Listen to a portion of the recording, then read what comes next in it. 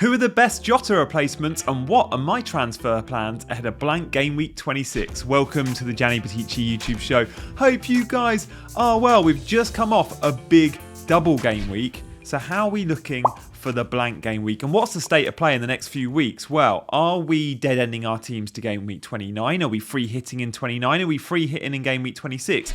That's something to consider. What we know so far is blank game week 26, we know the teams that are blanking. There'll be no Spurs, no Liverpool, no Luton, no Chelsea. Fine. Game week 27 will be normal. Hallelujah. Game week 28 features doubles for Bournemouth and Luton. And then game week 29 is likely to only have 4 or 5 fixtures. This is the FA Cup quarterfinals, I think it is. So expect a lot of Premier League teams in action. Therefore, they'll blank in 29. If we navigate into 29 with free transfers, then your replacements for the likes of Jota or Darwin are probably going to be players. Many will be looking at those that play in game week 29. Spurs play in 29, but they don't play in 26. Aston Villa play in 29. They're the two big ones so far that we know we like with good FPL assets. So my transfer plans between now and then. In today's show, we'll have a look at that. We'll go forward for the next 4 or 5 weeks and I'll show you what I'm thinking. Obviously, things change, but it's good to get a top line summary.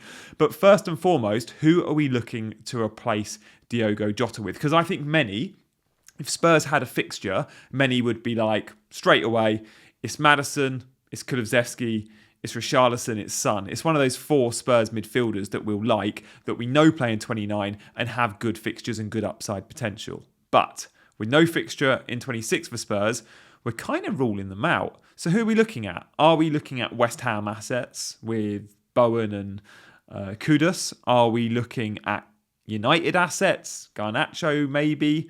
Or I think many are looking at Wolves, they're looking at Aston Villa, and they're looking at Arsenal. So let's have a look at their midfield, shall we? First of all, I want to draw your attention to Aston Villa. Aston Villa playing game week 29. They have a good entry point. It's a home fixture against Forest in game week 26 and good fixtures between now and then. They've also just come off the back of a win. That always helps. What are we worried about with Aston Villa? Well, we're worried that with injuries at the back and with Kamara injured as well, that could affect their midfield. It could affect their output. Will they concede more goals? Maybe. Do they continue to look like they're going to score a couple of goals each game? Yeah, they do. So with no Kamara, how did they feature? How did they line up at the weekend just gone? Well, delighted to say that it wasn't Douglas Luiz that dropped deep. I thought it would be. It was actually John McGinn. We can see here number 7 on the average position map. Pretty much McGinn and Douglas Luiz plays next to each other. Now, Douglas Luiz offers us, number 6 there, great set-piece threat, penalty appeal, 90-minute man. We know what we get. Ramsey 41, Tielemans number 8. Maybe they're worth looking at, mid-priced. But the player I really like from Aston Villa midfield is Leon Bailey, number 31. Now, many will say rotation risk. I think he started 10 of the last 12, but he doesn't play 90. Pretty much, Aston Villa and Unai Emery figured out that you can't play Diaby and Bailey. And Diaby's the big money buy that started the season, but his form's been poor of late, and Bailey's been Aston Villa's one of their best players. So Bailey's shirt on the right-hand side, it's his. And Diaby will often come on for him. Now, there is a slight risk Diaby starts games, but as long as Bailey's playing well, he's got his spot in the team. And look, more advanced even than Ollie Watkins. Average position map. This is like a Mo Salah heat map for Liverpool. Leon Bailey hit the woodwork at the weekend. I think goals are due. I like the entry point. I like the fixtures. And I like the fact he plays in 29. He's also really cheap. So look, I think Bailey is probably my number 1 target. Although many will be shouting at the screen going, no, Gianni, look at Wolves. Hwang plays up front and Wolves have got Sheffield United. Look, Hwang is also brilliant. Wolves have done a double over Spurs now. Again, a team that looks like they're going to score lots of goals. Number 11, Hwang plays as the number 9.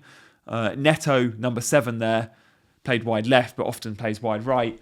Both Neto and Hwang are worth consideration. I think that eye test managers will look at Neto and go, yes, please. I think the analytics guys will look at Hwang and say he's on pens and he plays number 9. He also missed a huge chance against Spurs. On another day, he has a big score. So look, Hwang and Neto are both clearly very good buys. And the entry point is very, very nice in terms of the fixture here and now. The negative is Wolves are less likely to blank in game week 29 as they are to have a fixture. So if we go by the bookies odds, Wolves will not have a game in game week 29. But many will look at 29 and say you just free hit anyway and buy players for here and now. And if you're buying players for here and now, I think you've also got to consider Arsenal and look at their midfield. I mean, they're scoring big points now, Arsenal, in terms of goals, aren't they? So if we're looking at Arsenal, do we look at, well, let's assume we all own Saka. If you don't own Saka, clearly Jota to Saka makes complete sense. Martinelli, Trossard, Havertz, you just don't have absolute assurances they're going to start. I mean, Martinelli is, but Havertz and Trossard, depending on the system, depending on Jesus, they could be in and out the team. But one guy that we know starts, the captain, the leader, number 8, Odegaard. And the average position map's really nice there. It's interesting, number 19, Trossard, is playing as a false 9, and it worked for them at the weekend, 5 goals. But look, Odegaard in and amongst the goals too. I really like Odegaard for consistency. He gets some set-piece threat. Should Saka ever not take a penalty, it will probably be Odegaard. We've seen him pass the ball to him before. And the positions Odegaard takes up are really, really nice. Arsenal's fixtures are fantastic. Arsenal look like they're going to score big now. Like they're on a run. This is a good time to invest. If you don't have the third Arsenal player, get on the third Arsenal player if you easily can. I do think the optimal Arsenal trio is double defence, however.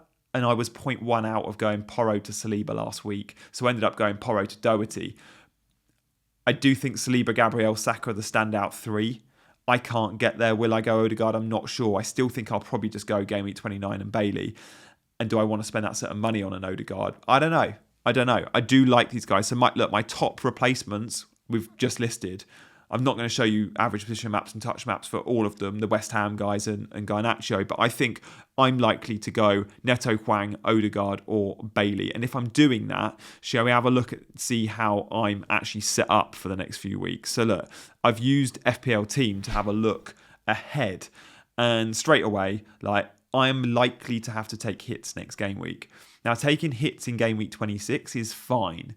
Taking hits in game week 26 is even more fine if it means you're getting 11 players out. So a 4-point hit is effectively a 2-point hit, right? Because you get the appearance points. Now, you don't get the appearance. Sometimes you get less than 2 points for a player. If you're buying rubbish defenders and goalkeepers, maybe. But if you're buying players with good upside, it should be 2 points minimum, right? They're going to get 60 minutes and they could get you a goal, assist and more.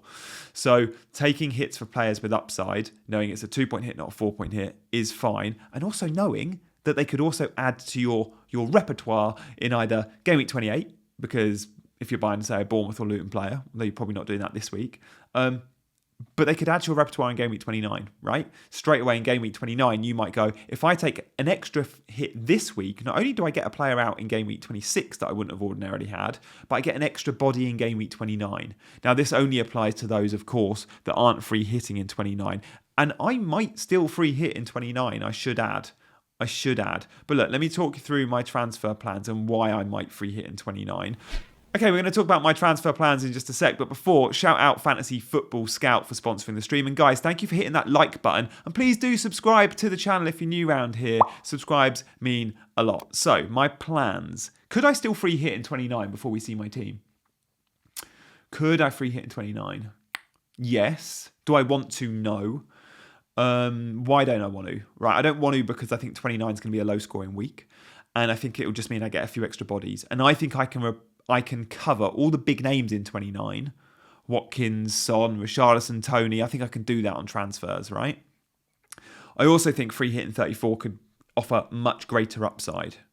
What might force my hand to free hit in 29 is if, say, a few fixtures don't, or one fixture in particular doesn't drop in that I hope will. And that is Nottingham Forest versus Luton.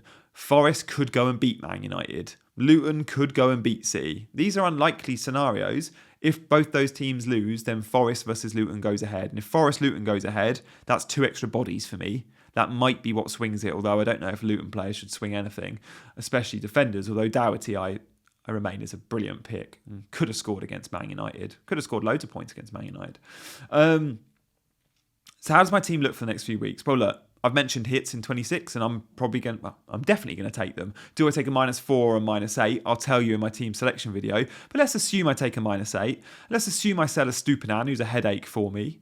Moreno comes in. Villa have got the fixtures. Leon Bailey comes in because, again, they've got the fixtures. And Solanke comes in because I want Solanke. I want Solanke over Darwin because in 27, Solanke has, I think, Burnley, and in 28, a double game week. So we're all going to have Solanke anyway. I know this isn't the best week to buy him, Man City at home, but it's a 2-point hit, right? And if it's a 2-point hit, could he get a goal? Of course he could.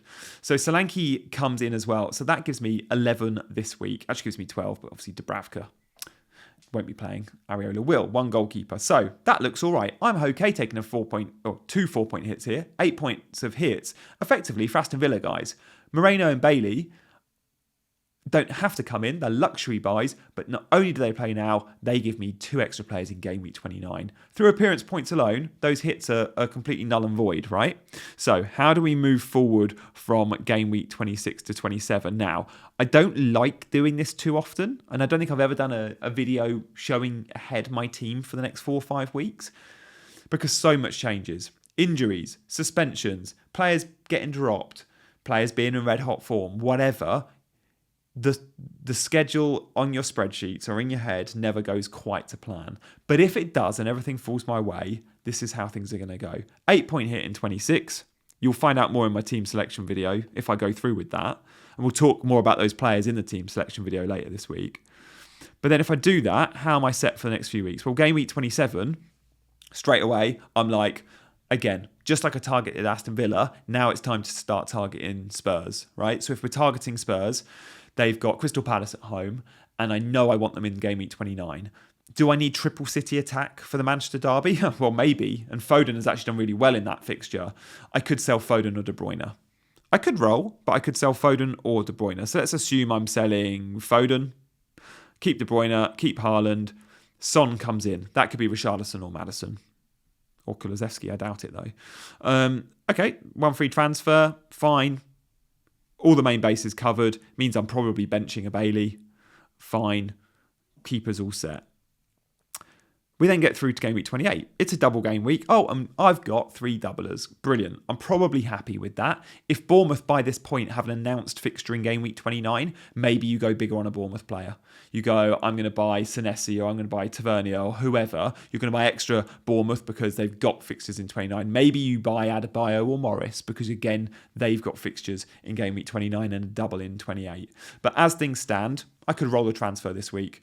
I get double Luton. I get Solanke, fine. Again, main bases covered. Then game week 29, the blank comes along. Now, this is with a fixture ticker of the confirmed fixtures in 29 that we know will go ahead, plus the one that the bookies say will go ahead, and that is Luton versus Forest. Now, there's usually an upset or two, and hopefully we get an additional fixture.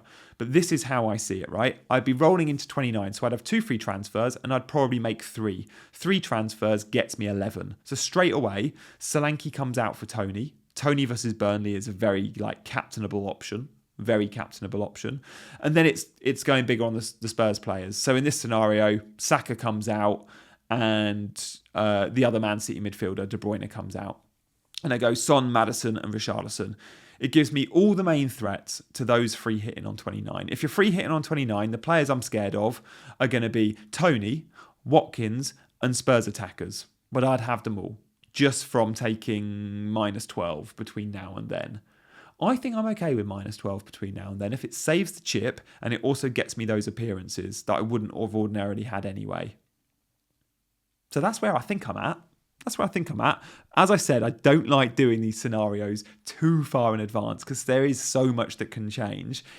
I think many are thinking now, many that had planned on going without the free hit in 29 and they had planned a free hit in, say, 34. I think many now are starting to come around to an idea of maybe, shall I go 29 free hit? Because of course it eases the headache. I don't think I will. I am open to it. If Luton Forest doesn't drop, maybe that swings me, although I'm not sure it will. But by part of the reason why I don't think I'll do that is because I will take hits this week for Aston Villa players. Whether or not I go through with Bailey, because I also like Hwang and Neto and Odegaard, I don't know. But if I go through with the Bailey move and I go through with, say, an Estupiñán to Moreno move, straight away, I've got triple Villa. I'm well set for 29 because of some of the other players I'll buy. So I think I'm good. But look, FA Cup usually brings upsets. So far this season, it hasn't really. I'm sure it will. Let me know your strategy and your chip strategy. If you want to know more about sort of chip strategy in general, then check out my video recorded last week. But the chip strategy video I did goes through all the scenarios and the top 2 strategies, the benefits, the positives and the negatives. So do check that out. When you're checking that out, also hit the buttons of like and subscribe on this channel if you could. And I will see you in a couple of days for my team selection video. I need to give it some more thought. Certainly on the Jota replacements, I've listed the top ones. One of them is coming in. But which one? Also, who will I captain? Also, will I go -4 or -12? Well, stay tuned for that one. And I'll see you very soon. Thanks, guys.